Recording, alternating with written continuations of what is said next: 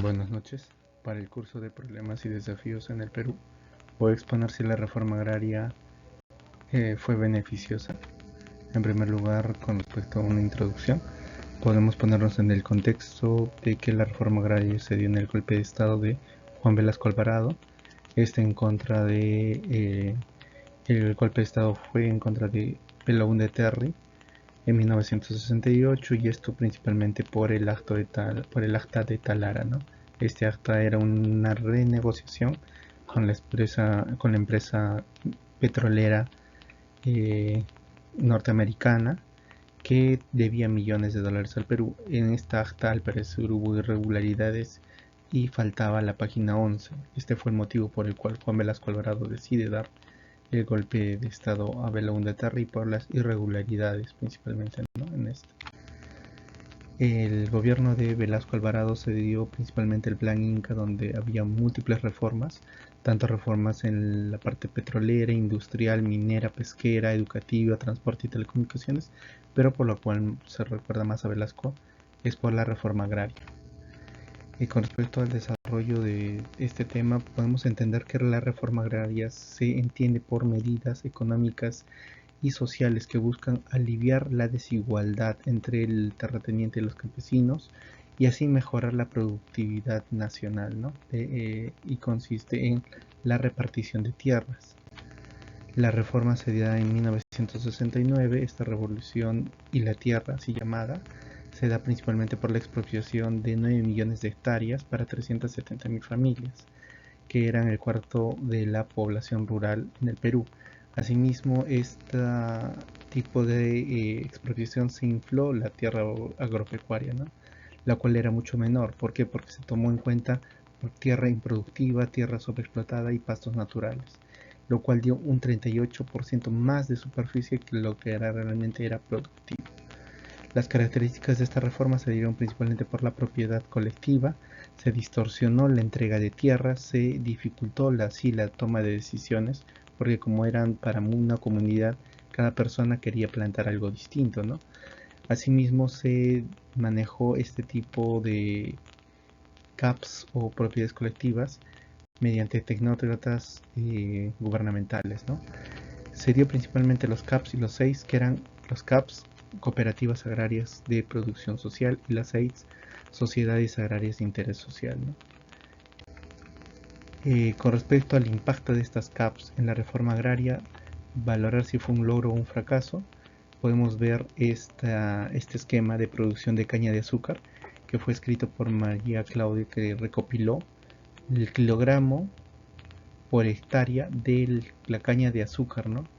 Podemos ver que inicialmente se comenzó con un 140.560 kilogramos por hectárea, pero fue aumentando, ¿no? Podemos ver que en el año de 1972 se logra 176.000, ¿no?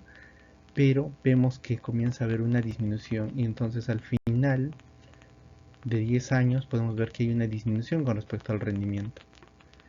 Y esta caída brusca principalmente se da por la corrupción de los funcionarios estatales y por la indisciplina de los miembros de estas CAPs, ¿no? Los resultados con respecto a la productividad y con respecto al crecimiento agropecuario en el Perú se vieron que a finales de 1970 el Perú era uno de los países donde tenía un PBI alto con respecto a otros países, pero a finales de 1980 podemos ver que hay una desaceleración, incluso un negativismo, ¿no? Menos 65% comparado con otros países. La canasta alimenticia pasó a pasar de 27 horas, o sea, el costo de un trabajador que trabajaba 27 horas podía conseguir la canasta, ahora tenía que trabajar 89 horas para poder conseguir la canasta alimenticia. Se disminuyó la producción agrícola en un 18%, y fue así progresivamente. Las conclusiones con las que nos llevan esto es que si fue beneficioso con respecto a la parte política, podemos ver que se intentó buscar el empoderamiento de la población rural y reducir así la influencia de las élites y los terratenientes. Se intentó asimismo brindar esta tierra a la población y generar justicia social y equidad con respecto al acceso a las tierras.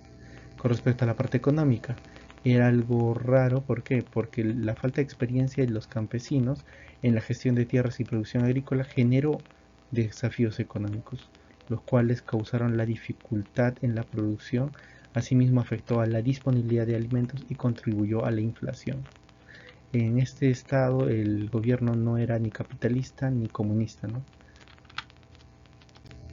Con respecto a la parte social, se implementó una reforma intentando disminuir las desigualdades que existían, pero por la manera abrupta que se realizó, generó tensiones y conflictos en el campo.